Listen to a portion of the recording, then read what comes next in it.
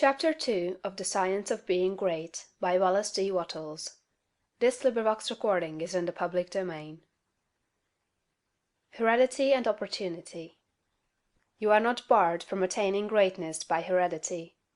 No matter who or what your ancestors may have been, or how unlearned or lowly their station, the upward way is open for you. There is no such thing as inheriting a fixed mental position. No matter how small the mental capital we receive from our parents, it may be increased. No man is born incapable of growth. Heredity counts for something. We are born with subconscious mental tendencies, as for instance, a tendency to melancholy or cowardice, or to ill temper. But all these subconscious tendencies may be overcome. When the real man awakens and comes forth, he can throw them off very easily.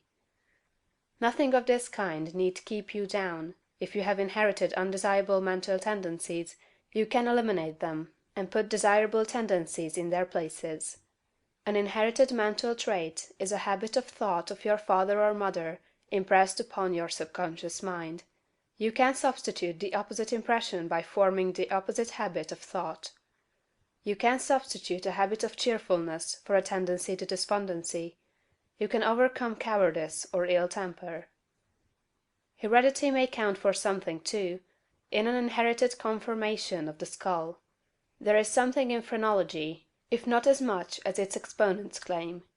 It is true that the different faculties are localized in the brain, and that the power of a faculty depends upon the number of active brain cells in its area. A faculty whose brain area is large is likely to act with more power than one whose cranial section is small.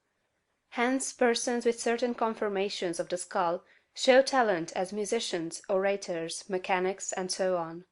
It has been argued from this that a man's cranial formation must, to a great extent, decide his station in life, but this is an error.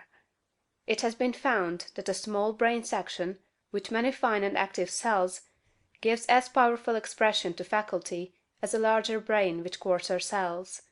And it has been found that by turning the principle of power into any section of the brain, with the will and purpose to develop a particular talent, the brain cells may be multiplied indefinitely.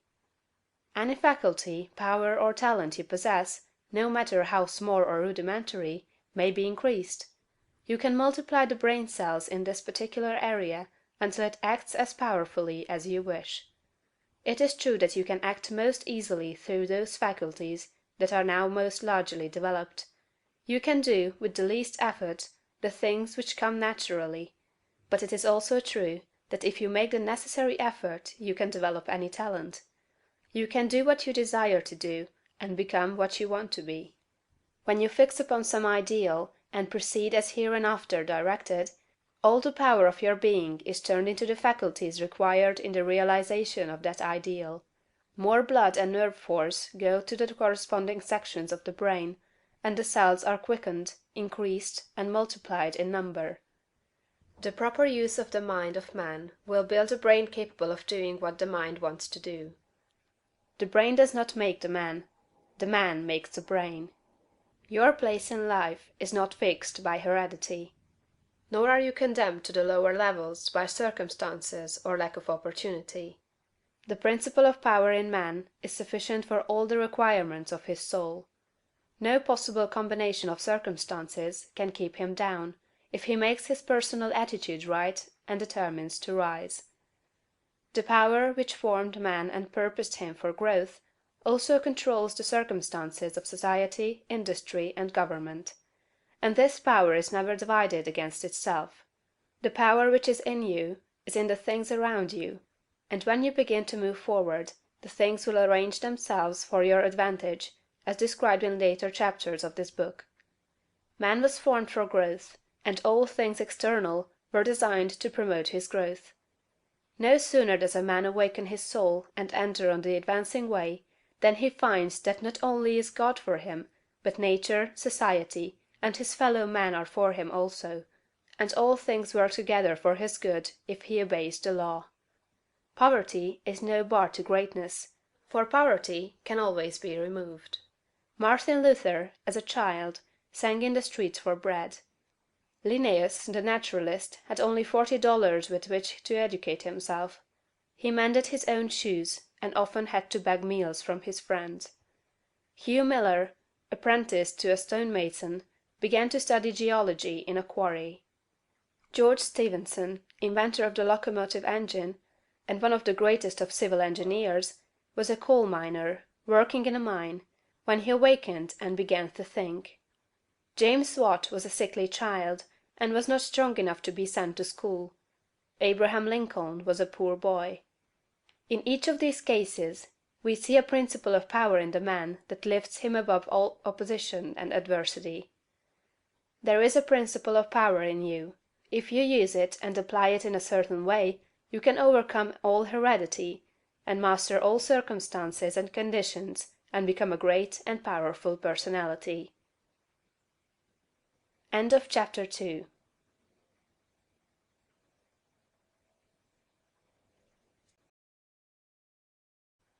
Chapter 3 of The Science of Being Great, by Wallace Wattles. This recording is in the public domain. The source of power. Man's brain, body, mind, faculties, and talents are the mere instruments he uses in demonstrating greatness. In themselves, they do not make him great. A man may have a large brain and a good mind, strong faculties and brilliant talents, yet he is not a great man unless he uses all these in a great way. That quality which enables man to use his abilities in a great way makes him great, and to that quality we give the name of wisdom. Wisdom is the essential basis of greatness. Wisdom is the power to perceive the best ends to aim at, and the best means for reaching those ends. It is the power to perceive the right thing to do. The man who is wise enough to know the right thing to do, who is good enough to wish to do only the right thing, and who is able and strong enough to do the right thing, is a truly great man. He will instantly become marked as a personality of power in any community, and man will delight to do him honor. Wisdom is dependent upon knowledge. Where there is complete ignorance, there can be no wisdom, no knowledge of the right thing to do. Man's knowledge is comparatively limited, and so his wisdom must be small, unless he can connect his mind with knowledge greater than his own, and draw from it, by inspiration, the wisdom that his own limitations deny him. This he can do. This is what the really great men and women have done. Man's knowledge is limited and uncertain. Therefore he cannot have wisdom in himself. Only God knows all truth. Therefore only God can have real wisdom, or the right thing to do at all times, and man can receive wisdom from God. I proceed to give an illustration. Abraham Lincoln had limited education, but he had the power to perceive truth.